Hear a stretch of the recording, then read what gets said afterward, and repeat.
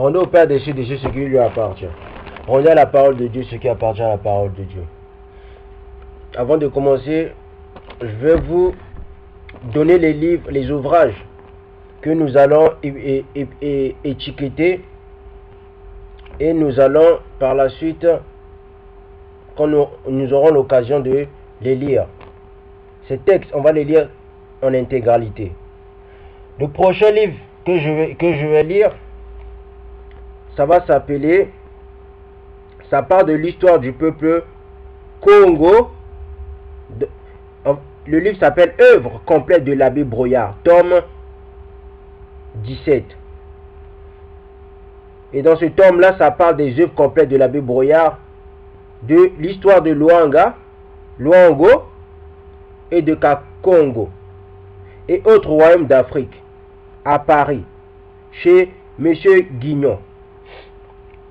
Avant d'entrer dans le sujet, je vais vous donner un autre livre encore, une autre histoire du peuple bantou. Nous allons lire. Et nous allons aussi lire, je pense, avec le temps, comment les jésuites ont amené la chrétienté en Côte d'Ivoire. Le prochain livre que nous allons lire s'appelle Placide Tempelt, la philosophie bantou, traduit du néerlandais par A. Rubens, Lovagna, Elisabethville, 1945.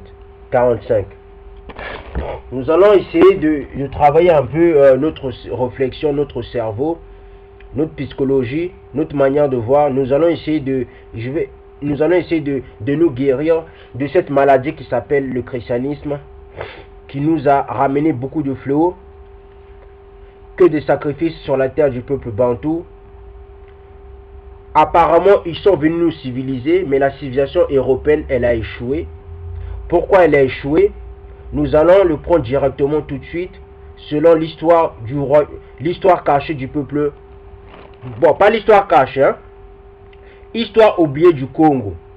Vous pouvez aller voir cette histoire sur le site Afrique Prix Révolution des consciences. Vous tapez seulement, je vais vous donner, vous pouvez aller sur Google, vous tapez Diego Cam et Bakongo.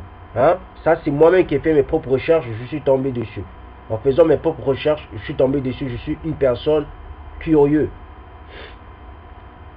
Avant d'entrer dans le vif du sujet, laissez-moi, je vais me moucher parce que nous sommes dans un temps pluvieux. Excusez-moi. C'était écrit par des abuses. Des abuses. Époque précoloniale comme l'Occident la voit avec un manque de vérité. Vous voyez, c'est l'histoire avant la colonisation du peuple bantou. J'ai déjà fait, hormis cette histoire que nous allons véhiculer, j'ai déjà posé des questions à des frères. J'ai demandé à des frères,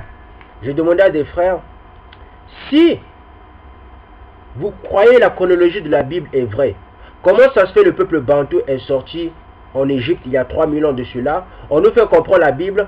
L'histoire de Moïse s'est passée il y a 1800 de cela. Or, dans les faits, dans les chronologies, dans les faits historiques, dans les faits scientifiques, le peuple bantou est sorti il y a 3000 ans de cela. Expliquez-moi. Quand vous faites comprendre la chronologie de la Bible, elle est fausse. Ça ne veut pas dire la chronologie de la Bible qu'elle est fausse, que le contenu est faux. Non. Ça ne veut pas dire si vous avez fait dormir une nourriture, ça ne veut pas dire toute la nourriture que vous avez fait dormir, elle est pourrie. Non. Elle peut être à moitié pourrie. On peut dire elle peut être à 10% pourrie parce que vous l'avez fait dormir. Mais ça ne veut pas dire 90% de cette nourriture elle est pourrie. Vous voyez, c'est de cela, je dois d'abord clarifier cela. Pour ne pas les personnes voient les 3 vidéos que j'ai fait qui disent oh la Bible est faux. Non, la Bible n'est pas faux. Et nous allons même le voir même selon l'expérience de mon père. Mon père, je ne vais pas vous raconter l'histoire de mon père, mais mon père m'avait fait part de son vécu. Parce que mon père a eu un vécu selon même cette histoire. Je vais la faire en 2 parties. Hein? Voilà, c'est l'histoire précoloniale. Avant que les Européens viennent nous coloniser. Comment le peuple bantou, comment nos ancêtres, que ce soit les sorciers du peuple, les sorciers du peuple bantou, que ce soit même nous, nos ancêtres qui respectaient la loi, tout cela, comment ils voyaient, comment il nous apprenait notre propre histoire.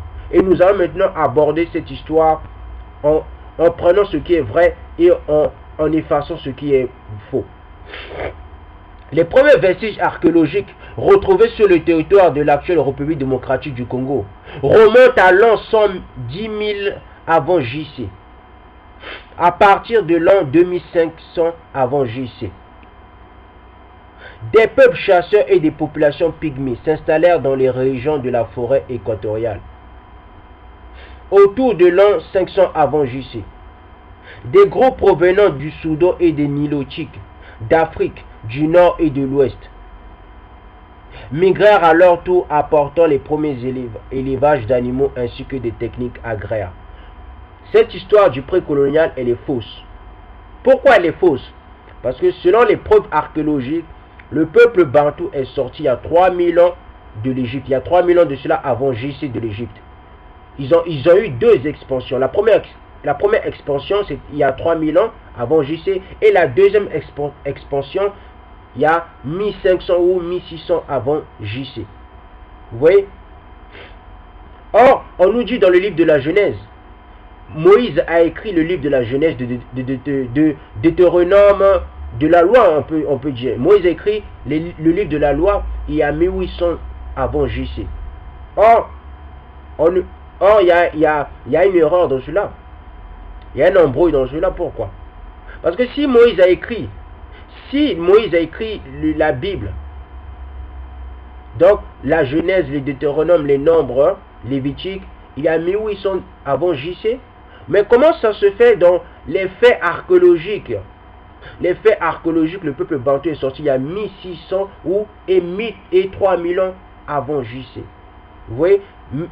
Donc, cette histoire que nous sommes en train de lire et que je suis en train de raconter, il faut avoir l'esprit de discernement. Vous voyez? Donc c'est pour dire, quand vous lisez quelque chose, il faut toujours avoir l'expérience. Moi j'ai beaucoup d'expérience, j'ai lu beaucoup de livres. J'ai lu des livres de jésuites, j'ai lu beaucoup de livres. Tellement que j'ai eu beaucoup de livres, j'ai le discernement. Vous voyez? Je poursuis. Et pourquoi c'est faux? Pourquoi quand ils disent encore les preuves vestiges archéologiques retrouvés sur le territoire de l'actuelle République démocratique du Congo remontent à l'an 10 000 avant JC? Pourquoi c'est faux? Pourquoi c'est faux? Parce que il existe des preuves archéologiques qui remontent à 32 000 ans et 25 000 ans avant ces preuves, ces vestiges archéologiques. Pourquoi? Ces preuves, ça s'appelle l'os d'Ishingo et l'os de Limbebo. Vous voyez? Ça veut dire le peuple, ça veut dire avant 10 000 ans avant JC, il y avait déjà des Noirs, il y avait déjà des Bantous en Afrique de l'Ouest et en Afrique occidentale. Mais là, nous n'allons pas parler de liste, nous n'allons pas remonter jusqu'à 32 000 ans avant JC et 25 000 ans avant JC. Hein? Là, nous n'allons pas parler de cela. Parce que si je commence à parler de cela, nous allons maintenant toucher des choses qui vont faire en sorte que le peuple bantou ne va plus se reconnaître. Il sera embrouillé. Je n'ai pas envie d'embrouiller le peuple bantou. Vous comprenez? Je poursuis. À partir du 5e siècle, commencèrent à s'étendre vers le sud les peuples bantous, établis jusqu'alors seulement dans le nord-ouest de l'Afrique centrale. Leur expansion fut accélérée par la transition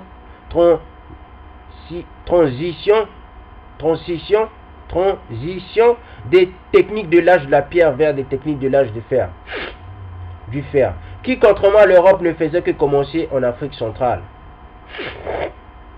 Pendant que la plupart des peuples établis dans le sud et le sud-ouest étaient des pêcheurs, des planteurs de terrains boisés, dont la technique fut peu influencée par le développement des métaux, les outils en fer développés à cette époque révolutionnaire l'agriculture et l'élevage, menant ainsi à l'éviction des peuples chasseurs dans l'ouest et le sud-ouest. Au Xe siècle, l'expansion des Bantous en Afrique centrale de l'Ouest était terminée.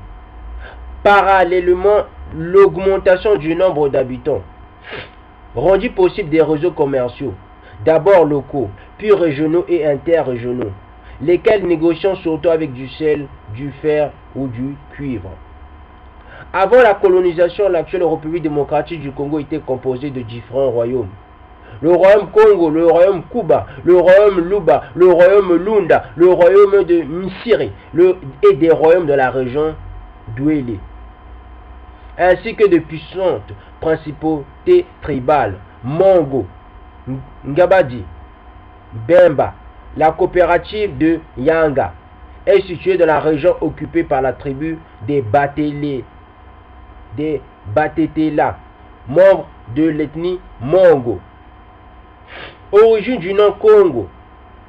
Je voudrais commenter ce sujet d'origine du nom Congo, s'il vous plaît, avec un K, mais pas avec C. D'abord, notre tribu est descendue du Dieu Tout-Puissant, car il porte son nom qui est Né Congo Kalunga. Vous voyez quand l'histoire traditionnelle de ceux qui vivent dans les villages, des griots, quand ils racontent l'histoire, vous vous retrouvez dans la Bible. Vous comprenez? Voici alors en bref l'origine du mot Congo.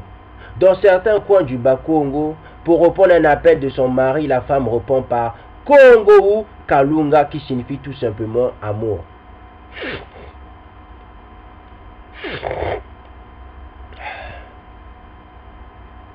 Donc Congo signifie amour. Vous voyez? Ces gens-là, c'est comment? Ces gens-là, ils nous manipulent avec la langue. Si vous n'êtes pas conscient, si vous n'avez pas le temps d'être patient dans ce que vous lisez, vous tombez dans le piège. Il nous fait comprendre ces grandes personnes-là, ces gens qui ont écrit cette histoire précoloniale du peuple bantou, du royaume des 12 tribus du royaume Congo. Qu'est-ce qu'ils disent? Ils disent: notre tribu est descendue du Dieu Tout-Puissant, car il porte son nom qui est Né Congo Kalunga. Comment ça se fait? Vous pouvez dire le nom du Tout-Puissant c'est Né Congo Kalunga, et après vous dites ce Congo ou ce Kalunga veut dire amour. Attendez, soit le nom du Tout-Puissant s'appelle Né Congo Kalunga. Bon, nous n'allons pas trop nous attarder dessus. Apparemment, le nom du Tout-Puissant s'appelle amour. Apparemment, c'est ça, ça veut dire. Le nom du Tout-Puissant, ça veut dire Né Congo Kalunga, ça veut dire amour. Bon, nous n'allons pas trop nous attarder dessus. Alors que dans la tradition religieuse, Congo est le nom de Dieu, car lorsque nos ancêtres étaient à la recherche de la terre promise, qui est le Panza Congo, le noyau de tous les Bas-Congo. Vous voyez, ce n'est pas que le noyau de tous les Bas-Congo. Les 12 tribus du Congo, du royaume Congo, ce n'est pas que nous, ce ne sont pas que les Bas-Congo. Vous voyez, ils sont 12 tribus. Quand on vous dit la tradition Congo, l'histoire de la Bible ne fait que un avec l'histoire de la tradition Congo. C'est pour vous dire, la Bible c'est l'histoire du peuple noir et c'est l'histoire du peuple bantou. Vous comprenez? Pourtant là, pour l'instant, moi je suis sur un champ d'action, je suis sur YouTube. Je suis sur un champ d'action restreint sur YouTube. Parce que c'est bien de dire, oh brûler la Bible, oh la Bible c'est l'histoire des Européens. Mais comment ça se fait la Bible c'est l'histoire des Européens? Mais vous, même dans la tradition religieuse Congo, on nous dit, Congo est le nom de Dieu. Car lorsque nos ancêtres étaient à la recherche de la terre promise, vous voyez, mais la terre promise là, même dans nos traditions, on nous parle de la terre promise. Dans la Bible, on parle de la terre promise. Vous voyez? Mais ça ne, vous n'avez pas le moment, vous n'avez pas un temps de comprendre, de vous faire comprendre à l'intérieur de vos propres âmes et de vos propres esprits, que comment ça se fait dans notre propre tradition, on parle de la terre promise, et dans notre propre tradition, on nous dit que nous les Congo, nous les 12 tribus Congo, nous avons le nom de Dieu. Dans la Bible aussi, c'est la même chose. Vous n'avez pas le temps de réfléchir à ça? Hein? Oh Dieu a dit, Dieu a dit, il aime tout le monde. Mais Dieu aussi vous a dit de ne pas avoir de la connaissance. Dieu vous a dit de ne pas aussi rechercher. Dieu vous a dit de l'aimer seulement. Dieu vous a pas dit d'avoir la connaissance. Dieu vous a pas dit vous mourrez parce que vous n'avez pas la connaissance. Est-ce que la connaissance c'est aller à l'église? Est-ce que la connaissance c'est aller dimanche? Est-ce que la connaissance c'est dire c'est aller danser à l'église chaque dimanche? Est-ce que la connaissance c'est aller à l'église du lundi jusqu'à dimanche? C'est ça la connaissance? C'est ça aimer Dieu? On se pose des questions. Qu'est-ce que vous dites? Votre propre parole c'est quoi? Vous êtes des gamins ou c'est quoi? Vous êtes des enfants? Après vous venez pleurnicher ici. On vous apporte la vérité mais vous pleurnichez ici quoi? Qu'est-ce que vous voulez? On va pas vous taper aussi. Bon sang. Vous n'avez pas assez de problèmes comme cela? Des souffrances, des calamités, la fourberie de toutes les nations, le mensonge de toutes les nations. Vous voyez pas que la tradition Congo va même avec la Bible? Nous poursuivons. C'est incroyable. Oh, la Bible, c'est pas notre histoire. Mais comment ça se fait la Bible, c'est pas notre histoire? Mais dans la tradition Congo, dans la cosmogonie Congo, c'est la même chose. Dans l'histoire précoloniale, avant que les Européens viennent nous ramener cette Bible-là. Mais c'est la même chose. Attendez, vous n'avez pas le temps de réfléchir. Nous poursuivons. C'est par mon amour que j'ai créé l'humanité.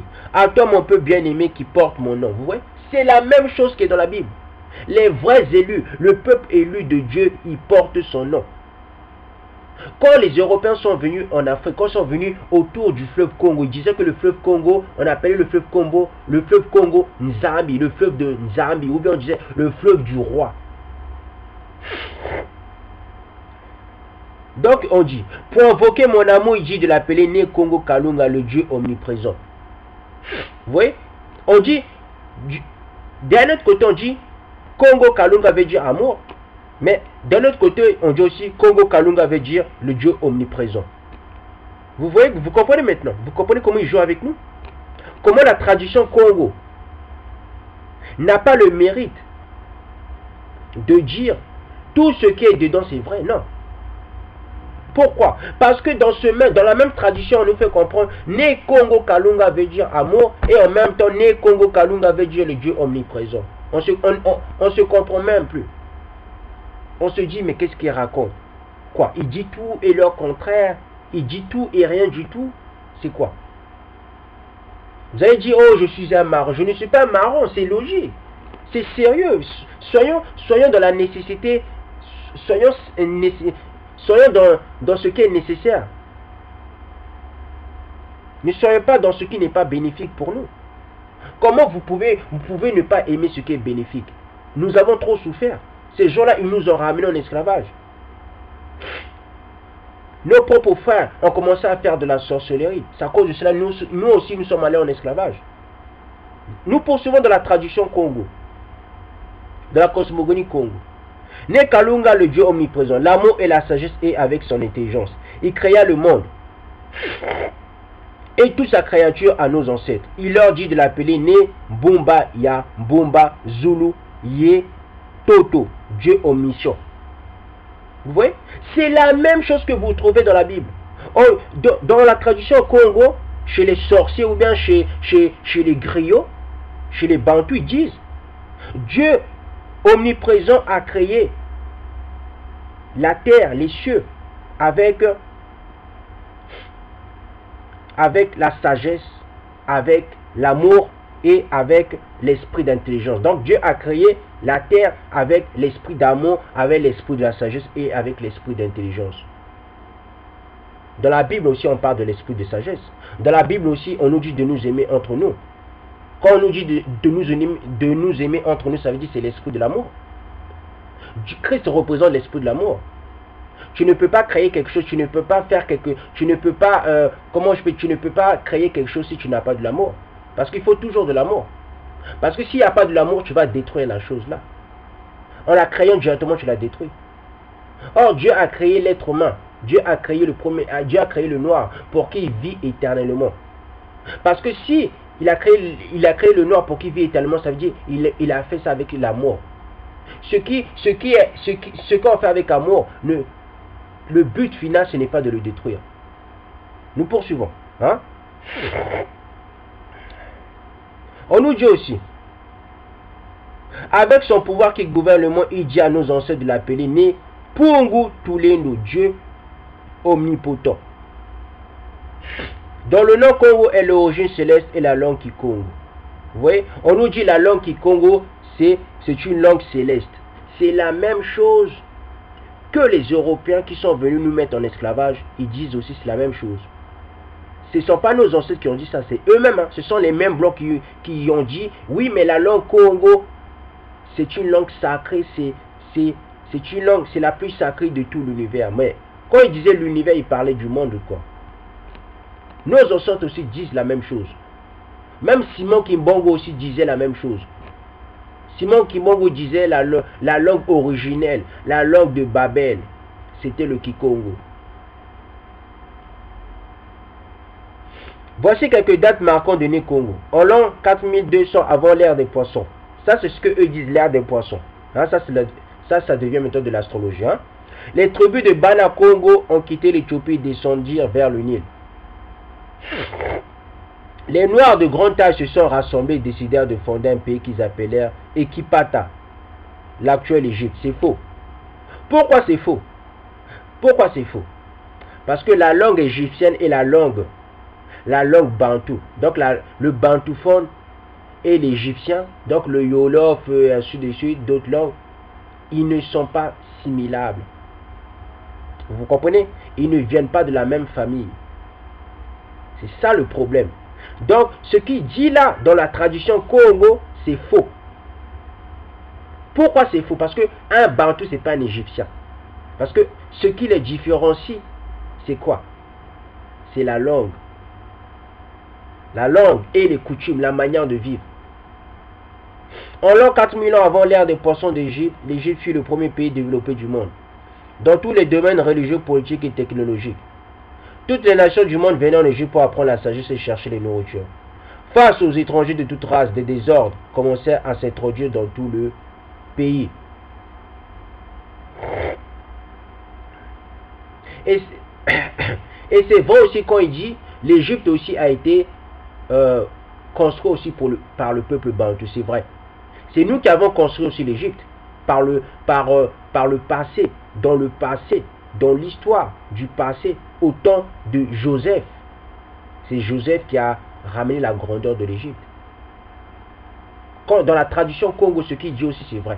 Que c'est nous qui, quand nous sommes sortis du Nil, quand nous sommes sortis de l'Éthiopie, nous sommes allés en Égypte. Ce qu'il dit, c'est vrai. Et en même temps, l'Éthiopie aussi, hormis dans la tradition Congo, l'Éthiopie, la moitié de l'Éthiopie, ça appartient au peuple bantou. Donc c'est normal si le peuple bantou est sorti de l'Éthiopie pour aller en Égypte, parce que l'Éthiopie aussi, ça nous appartient. Vous voyez la Bible et la tradition Congo, sans mentir, c'est la même chose. C'est la même chose. Vous avez un problème, vous les chrétiens, vous ne connaissez pas votre histoire. Vous faites genre, oh Sassou, oh Kabila, oh je sais pas, Museveni, je sais pas, d'autres présidents. Genre, vous occupez que de la politique, mais vous ne connaissez même pas votre histoire. Nous poursuivons. Mais qu'est-ce que vous allez dire à vos enfants? Vous allez parler que de la politique à vos enfants quand vos enfants vont demander, mais papa, c'est quoi l'histoire du royaume Congo? C'est quoi l'histoire du Congo? Vous allez dire quoi? Vous allez dire, oh, Congo, il y avait Sassou, Congo, il y avait l'autre président. Non, non, non.